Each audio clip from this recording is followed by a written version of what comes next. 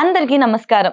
Welcome to it's UTV. ప్రస్తుతం మనతో పాటు ఉన్నారు ప్రముఖ ఆధ్యాత్మికవేత్త, జ్యోతిష్య పండితులు బ్రహ్మశ్రీ నందిపట్ల శ్రీహరి శర్మ.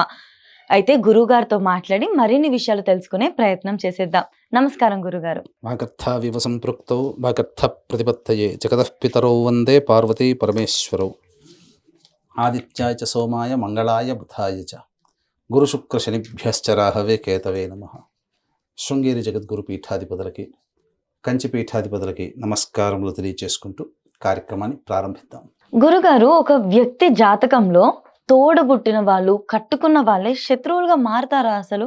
అంటే మనం రీసెంట్ గా గమనించినట్లయితే ఐబొమ్మ ఇంకా బప్పం ఓనర్ ఇమ్మడి రవి గారి జీవితంలో ఎన్నోసార్లు అందరికీ సవాళ్లు వేశారు. కానీ రీసెంట్ గా కట్టుకున్న భార్య ఇన్ఫర్మేషన్ ఇవ్వడం వల్ల దొరికిపోయారు. అంటే ఏ గ్రహస్థితి వల్ల సొంత వాళ్ళు, కట్టుకున్న వాళ్ళు కానీ, తోడబుట్టిన వాళ్ళు కానీ ఈ విధంగా శత్రువులుగా మారతారు? మనం గమనించుకున్నట్లయితేనమ్మా, ఉమ్, ఇది ఇప్పుడున్నటువంటి అనేక సామాజిక మాధ్యమాలలో బాగా వైరల్ అవుతున్నటువంటిది. ఉమ్, అంటే ప్రపంచంలో ఎక్కడో ఒక మూల కూర్చొని ఈ సినిమా ఇండస్ట్రీకి నష్టం కలిగిస్తూ ఒక విధంగా ప్రజలకి మేలు చేస్తున్నట్టుగా, ఉమ్, సినిమా ఇండస్ట్రీకి నష్టం కలిగిస్తున్నట్టుగా ఏదైనా చట్ట వ్యతిరేకమైనటువంటి కార్యక్రమం చేయడం, ఉమ్, ఇది ఒక రకంగా మనం గ్రహించదగినటువంటిది, అంటే మనం ఆబ్జెక్ట్ చేయవలసినటువంటిది. ఉమ్, అయితే ఎంతటి మనగాడైనా కానీ, ఎంత గొప్ప తెలివి కలవాడైనా కానీ తప్పు చేస్తున్నాడు అని అంటే ఎక్కడో ఒక చోట దొరికిపోతాడు.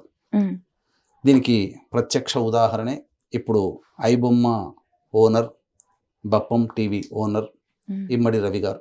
ఉమ్, ఆయన జాతకంలో మనకు ఇతమిత్తంగా ఆయన బర్త్ పర్టికులర్స్ తెలియకపోయినప్పటికీ కూడా కొన్ని జాతకాలలో పరిశీలించినటువంటి అనుభవం చేత నాకున్న వ్యక్తిగతమైనటువంటి అభిప్రాయ ప్రకారం తెలియచేస్తున్నానమ్మా. ఉమ్, ఇక్కడ ఏంటంటే ఒక వ్యక్తి జాతకంలో బాధకుడు ఉమ్, అంటే బాధించేవాడు అని అర్థం. ఉమ్, అది ఒక్కొక్క వ్యక్తి జన్మించిన లగ్నానికి ఒక్కొక్క స్థానాధిపతి బాధకుడు అవుతాడు. మొట్టమొదటిగా మనం చూసుకున్నట్లయితే ఉమ్, ఇప్పుడు చరలగ్నానికి బాధకుడు లాభస్థానాధిపతి, ఉమ్, స్థిర లగ్నానికి బాధకుడు నవమాధిపతి, ఉమ్, ద్విస్వభావ లగ్నానికి బాధకుడు సప్తమాధిపతి. ఉమ్, అంటే ఇక్కడ ఇతని విషయంలో స్త్రీ, కట్టుకున్న భార్య ఇన్ఫర్మేషన్ ఇవ్వడం ద్వారా లోపాయికారిగా పోలీసులకు ఇన్ఫర్మేషన్ ఇవ్వడం వల్ల పట్టుబడ్డాడు. ఇది లేకపోతే అతను ఎప్పటికీ పట్టుబడేవాడు కూడా కాదు. ఉమ్, ఎందుకంటే ఫైనల్ జడ్జిమెంట్ ఇద్దరి మధ్య ఉన్నటువంటి విభేదాల కారణంగా వచ్చినటువంటి పరిష్కారం చేసుకోవడానికి ఆఖరి ప్రయత్నంగా ఇక్కడికి వచ్చాడు. ఇంతకుముందు కూడా జూలైలో, సెప్టెంబర్లో కూడా వచ్చి వెళ్ళినటువంటి సంఘటనలు ఉన్నాయని చెప్పడం జరిగింది. ఉమ్, కానీ ఎప్పుడూ లేనటువంటిది ఇప్పుడు పట్టుబడడం అనంటే బహుశా అతను ద్విస్వభావ లగ్నాలైనటువంటి మీన లగ్నము కానీ, మిథున లగ్నము కానీ, కన్యా లగ్నము కానీ, ధనుర్లగ్నంలో కానీ జన్మించి ఉండాలి. ఉమ్, ఉన్నప్పుడు సప్తమాధిపతి అంటే భార్య లేదా భర్త స్థానాధిపతి భాగస్వామి అని అంటారు. ఉమ్, భాగస్వామి బాధకుడవుతాడు.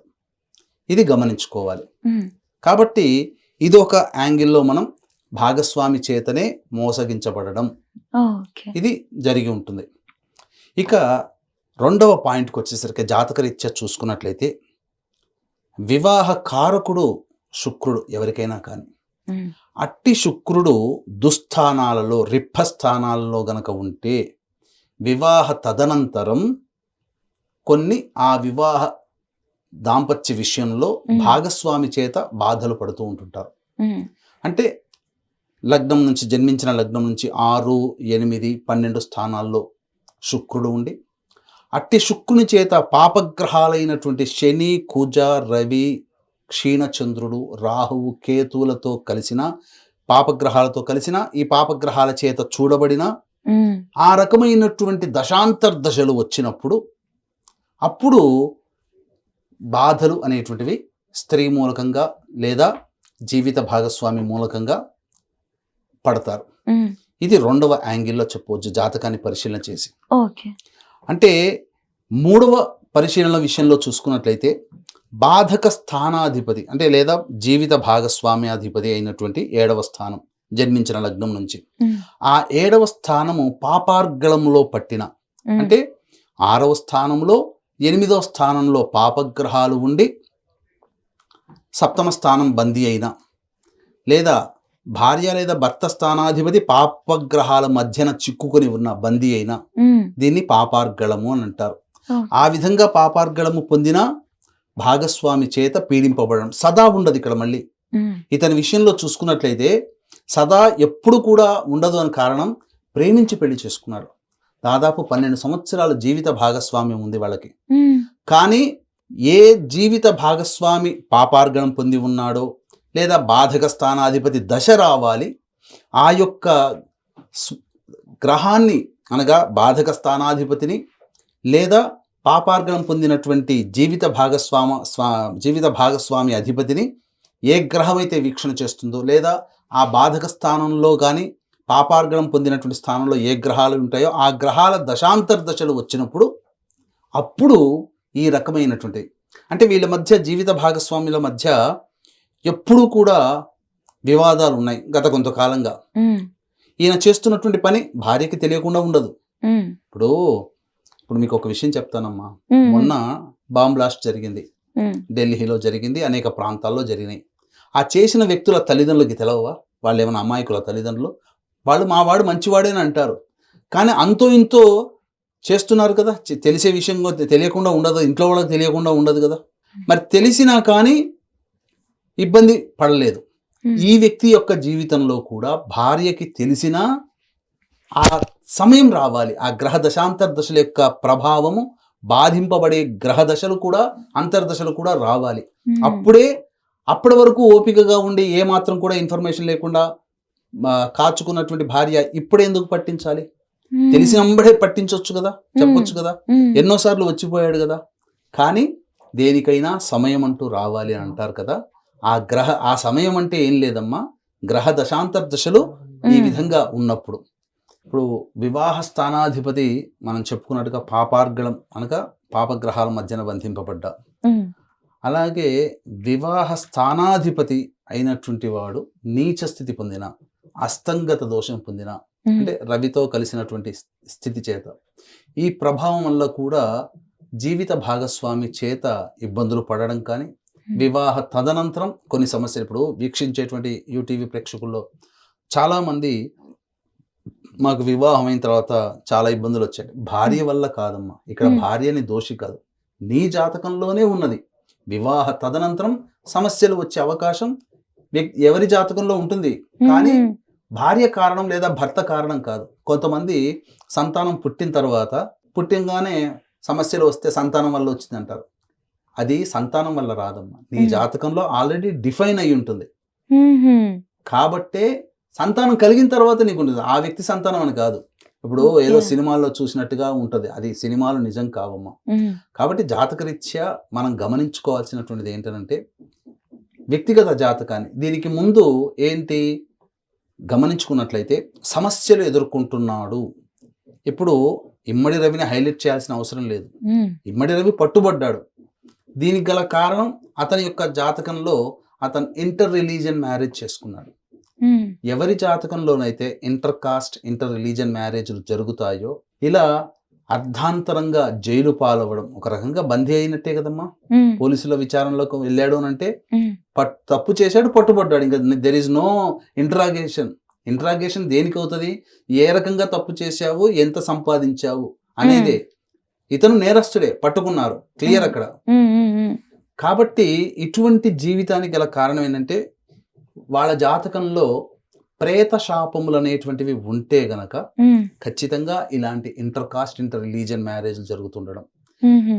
పెళ్ళై 12 సంవత్సరాలైనా అతనికి సంతానం కలగలేదు. సంతానం కలగకుండా ఉన్న జాతకాల్లో కూడా ఈ ప్రేత శాపం ఉంటుంది. ఈ ప్రేత శాపానికి దారి తీసేటువంటి సమస్యలు కూడా 5 రకాల శాప ప్రభావాలు ఉంటాయి. స్త్రీ శాపము, గురు శాపము, సర్పశాపము, దైవ శాపము, పితృశాపము. ఈ 5 కలిస్తే ప్రేత శాపం. అందుకే పంచశాప నివృత్తికి మన పీఠం ఆధ్వర్యంలో ప్రతి నెల కూడా ఈ కార్యక్రమాలు ఏంటంటే చేయించడం జరుగుతుంది. కాబట్టి అవకాశం ఉన్నప్పుడు చక్కగా మన పీఠం ఆధ్వర్యంలో జరిగేటువంటి ప్రతి నెల జరిగే దాంట్లో కూడా వీక్షించేటువంటి ప్రేక్షకులు ఇలాంటి సందర్భాల్లో ఉన్నప్పుడు చేసుకోవచ్చు. ఇక ముఖ్యంగా గమనించుకోవాల్సినటువంటి అంశం ఏంటంటే జాతక పొంతన. ఉమ్, ఇష్టపడి చేసుకున్నారు కాబట్టి అనుభవించక తప్పదు. ఉమ్, అందుకనే వివాహానికంటే ముందే ఉమ్, జాతకాలు పరిశీలన చేసేటప్పుడు ఇరువురి జాతకాలు కలిసాయా లేదా, ఒకప్పటి లాంటి లైఫ్ కాదమ్మా. ఒకప్పుడు ఈ జన్మకి ఈమె నా భార్య, ఈ జన్మకి ఇతనే నా భర్త అనుకునే కమిట్మెంట్ ఉంది కాబట్టి ఎన్ని సమస్యలు వచ్చినా వాళ్ళు కలిసిమెలిసి కాపురం చేసి సంతానాన్ని పొంది వాళ్ళని ఒక పైకి తీసుకొచ్చి ఉమ్, ఒక మంచి స్థానంలో ఉన్నారు తల్లిదండ్రులు, ఇప్పుడు తల్లిదండ్రులు. అవును. కానీ ఇప్పుడు వాళ్ళ పిల్లల కోసం పెళ్లిళ్ళు చేసేటప్పుడు అన్ని రకాలుగా ఆలోచనలు చేయాల్సినటువంటి పరిస్థితి. కేవలం ఉద్యోగము, చదువు, ఆస్తి, అందము ఇవే చూసి పెళ్లి చేసుకుంటున్నారు. నచ్చకపోయినా, జాతకాలు కలవకపోయినా పేర్లు మార్చుకుని పెళ్లి చేసుకుంటున్నారు. ఉమ్, తత్ఫలితం వల్ల ఇలాంటి సమస్యలు. ఇప్పుడు మీరు శాంసంగ్ ఫోన్ వాడుతున్నారు, దానికి ఐఫోన్ కేస్ వేసేస్తే ఐఫోన్ అయిపోతుందా? ఉమ్, లోపల పనిచేసేది శాంసంగే కదా. అలాగే వ్యక్తిగత జాతకం అనేటువంటిది ఉన్నప్పుడు కలిసినప్పుడే వివాహాలు చేసుకోవాలి తప్ప ఉమ్, పేర్లు మార్చుకుంటే జీవితాలు బాగుపడేటివి కావు. ఉమ్, జాతకం ఏం మారదు. ఉమ్, కాబట్టి వీక్షించేటువంటి ప్రేక్షకులు కూడా ఇప్పుడు ఇలాంటి సందర్భాల్లో భార్య బాధితులు అవ్వడం, భర్త బాధితురాలు అవ్వడం ఇవన్నీ కూడా సమాజంలో చూస్తూ ఉన్నాం. కాబట్టి కన్న సంతానం చేత కూడా ఇబ్బందులు పడేటువంటిది. ఈ మధ్య చూసుకున్నట్లయితే డబ్బు కోసం ఉమ్, సొంత అక్కనే చంపుకున్నటువంటి వాడు, తోడబుట్టిన వాళ్ళే కాల ఎములైపోయారు. చూసాం కదా మనం. ఈ మధ్యనే ఒక 2 రోజుల కిందటనే ఉమ్, మనం చూసాం. ఎందుకు? బెట్టింగ్ యాప్స్లలో డబ్బులు పెట్టి డబ్బు కోసం, అక్క దగ్గర ఉన్నటువంటి బంగారం కోసం అమ్మి బెట్టింగ్ యాప్స్కి అలవాటు పడ్డవాడు. ఇలాంటి జూదములు, దుర్వ్యసనాలకి ఎవరైతే కుటుంబంలో పిల్లలు అలవాటు పడతారో వాళ్ళ ఫ్యామిలీలో ఈ ప్రేత శాపాలు ఉంటాయి. ఉమ్, అందుకనే నివారణ మార్గం చేసుకోవాలి, దీనికి తగినటువంటి పరిహారాలు చేసుకోవాలి. చాలామంది తెలియక ఎక్కడ పడితే అక్కడ చేసేస్తున్నారు. ఇది తప్పమ్మా. ఉమ్, ఇక గమనించుకున్నట్లయితే మీరు అన్నట్టుగా మొదట్లో అడిగినట్టుగా తోడబుట్టిన వాళ్ళు, కట్టుకున్న వాళ్ళే యమపాశాలై కూర్చునేటువంటి సందర్భం ప్రస్తుత అవును. కాలంలో చూస్తున్నాం. అవును. కాబట్టి వీక్షించేటువంటి ప్రేక్షకులు మీ పిల్లల వివాహానికి సంబంధించినప్పుడు మంచి ఉపాసనాపరులైనటువంటి జ్యోతిష్యుల దగ్గర చూపించి ఉమ్, సంబంధం కుదురుతుందా, ఎటువంటి ఇబ్బందులు లేవా, దాంపత్యంలో ఉండవా. ఎందుకనంటే వ్యక్తిగత జాతకాలలో చూసినప్పుడు కొంతమందికి 2వ పెళ్లి జరిగేటువంటి యోగం ఉంటుంది. ఉమ్, అటువంటి వాళ్ళని పెళ్లి చేసుకున్నా మళ్ళీ చేసుకున్న వాళ్ళకి కూడా 2వ వివాహం అవుతుంది. అంటే సామెత చెప్పినట్టుగా ముళ్ళొచ్చి ఆకు మీద పడ్డ, ఆకొచ్చి ముళ్ళు మీద పడ్డ, చిరిగేది ఆకన్నట్టు అవును. ఒక వ్యక్తి జాతకంలో 2వ పెళ్లి యోగం ఉంది. ఉమ్, నువ్వు ఎంత మంచి వాళ్ళని వచ్చి చేసినా ఉమ్, వాడికి యోగం ఉంది, లేదా అమ్మాయికి యోగం ఉంది 2వ పెళ్లి, లేదా అబ్బాయికి 2వ పెళ్లి యోగం ఉంది. ఆ వ్యక్తులను పెళ్లి చేసుకోవడం వల్ల మంచి జాతకం వాళ్ళకి కూడా 2వ వివాహం అయిపోతుంది. ఓకే. అది కారణం. ఉమ్, తాటి చెట్టు కింద పాలు తాగినా కళ్ళు తాగినా అనుకుంటారు. అవునవును. ఒక రౌడీతో మనం తిరిగామనుకో మనల్ని కూడా రౌడీ అంటారుగా. అంతే అంతే. ఉమ్, కాబట్టి ఇక్కడ ఆ వ్యక్తి యొక్క జాతకంలో ఇవి చూసుకోవాలి. దాంపత్యం చక్కగా ఉంటుందా, కలిసిమెలిసి ఉంటారా, 2వ పెళ్లిళ్ళు జరుగుతాయా, సంతానం కలుగుతుందా, అదృష్టవంతులవుతారా, ఇవన్నీ విషయాలు చూసుకొని ముందుకెళ్ళాలి. ఉమ్, కాబట్టి ఈ విషయంలో కొన్ని జాతకాలు పెక్యులర్గా కొన్ని ఉంటాయి. కొంతమంది ఇష్టపడే దగ్గర అవుతారు. పెళ్ళిళ్ళు చేసుకున్న సందర్భంలో తల్లిదండ్రులను ఒప్పించి చేసుకోవాలనుకున్నప్పుడు చూపించినప్పుడు ఒక్కొక్కళ్ళు ఒక్కొక్క రకంగా చెప్తున్నారండి అని అంటుంటారు. ఉమ్, కాబట్టి ఇక్కడ లోభత్వం చేత సాధారణమైనటువంటి పండితుల దగ్గర చూపించుకున్నారనుకోండి, ఏమైపోతుంది? సరిగ్గా ఇన్ఫర్మేషన్ రాదు. అవును. అందుకే ఉపాసనా పొరలైన వాళ్ళ చేత చూపించుకోమని చెప్పేది. కాబట్టి ఈ విధంగా జాతకంలో ఒక వ్యక్తి యొక్క ఒక జీవిత భాగస్వామి ఏ విధంగా బాధకులవుతారు, ఒక వ్యక్తి యొక్క జాతకంలో తోడబుట్టిన వాళ్ళే కాల ఎములవుతారు. ఇవన్నీ కూడా జాతకంలో భ్రాతృభావం, సంతానము కూడా ఈ విధంగా ఇప్పుడు పూర్వజన్మ పుణ్యక్రమం వల్ల సంతానం అయినటువంటి వాళ్ళు ప్రేమగా చూసుకుంటారు తల్లిదండ్రులు. కొంతమంది సంతానం చేత చంపబడ్డ వాళ్ళు ఉన్నారు. ఎంతమంది లేరు? ఆస్తి ఇవ్వలేదని, ఉద్యోగం కోసమని, ఇన్సూరెన్స్ డబ్బుల కోసమని కన్న తల్లిదండ్రులను చంపిన కొడుకులు లేరా? మంచి తల్లిదండ్రులు ఉంటారు కానీ చెడ్డ తల్లిదండ్రులు ఉండరు. కానీ చెడ్డ కొడుకులు ఉంటారు కానీ చెడ్డ తల్లిదండ్రులు ఎక్కడ ఉండరు. కాబట్టి ఎప్పుడు కూడా సరైన విధంగా జాతకాన్ని చక్కటి వాళ్ళ చేత చూపించుకునే మార్గం ఉంటే దానికి సంబంధించి చూసుకో. ఎందుకంటే ప్రస్తుత కాలానికి ఇది చాలా అవసరం కూడా. జాతకాలు లేవు, ఏమీ లేవు అనకండి, ఉన్నాయి. దాని ప్రభావం చూపుతుంది. కనబడుతున్నటువంటి ఉదాహరణలు మనం లెక్కలో తీసుకోకుండా మనం గుడ్డిగా ముందుకు వెళితే తప్పదు. గురుగారు ఇప్పుడు మీరు ప్రేత శాపం అని చెప్పేసి అన్నారు కదా! దానికి నివారణకి హోమం లాగా ఉంటాయి అంటున్నారా? ప్రేత శాప నివృత్తికి 5 రకాల శాపాలు లోబడి ఉంటేనే అది ప్రేత శాపం.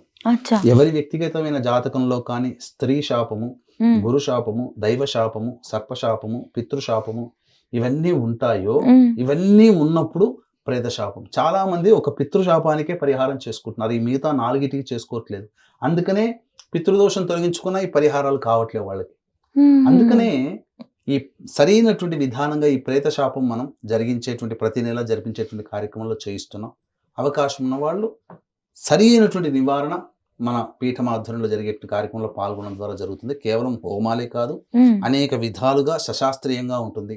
తెలియక చాలా మంది గూగుల్లో వెతుక్కొని పోతున్నారు. అక్కడ సరైన జరిపించుకోలేకపోవడం వల్ల మన వాళ్ళకి ఏంటంటే అతి స్వతంత్రం. ఒకళ్ళకి చెప్పింది మనం ఎందుకు వినాలి అనేది, ఒకళ్ళ దారిలో మనం ఎందుకు వెళ్ళాలి, మనకు కూడా అన్ని తెలుసు కదా అని పోతారు.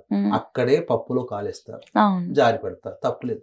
అనుభవం ఉన్న వాళ్ళు చెప్తే బాగుంటుంది కదా. అనుభవం ఉన్న వాళ్ళ ద్వారా వెళ్ళాలి తప్ప ఇటువంటి ప్రత్యేకమైనటువంటి కార్యక్రమాలకి మన ఇంట్లో గణపతి అర్చన చేయించుకోవడం, అభిషేకం చేయించుకోవడం లాంటిది కాదు ఈ పూజలు. సరిగ్గా తెలవని వాళ్ళ చేత పోతే మోసం చేసి పంపిస్తారు అంతే.